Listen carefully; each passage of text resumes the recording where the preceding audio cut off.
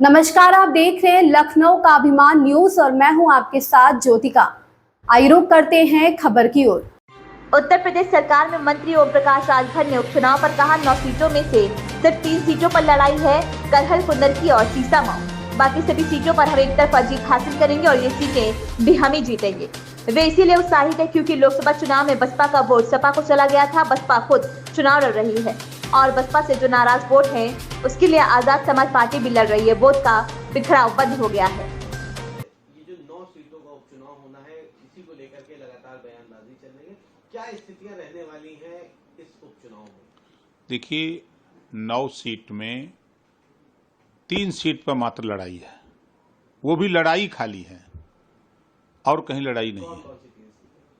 एक करहल में है लड़ाई और एक कानपुर की सीट है सीसामऊ और एक कुंदर की, और कहीं लड़ाई नहीं है।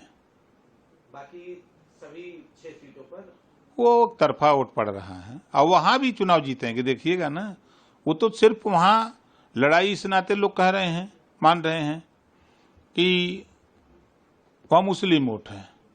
मुसलमान भी तो वोट दे रहा है, ऐसा थोड़ा है कि नहीं दे रहा है।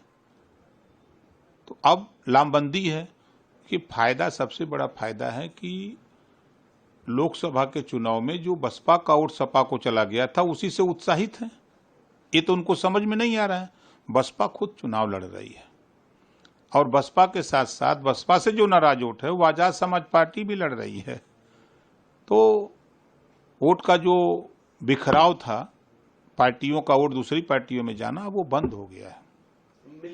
इस खबर में बस इतना ही। बने रहिए लखनऊ का अभिमान न्यूज के साथ।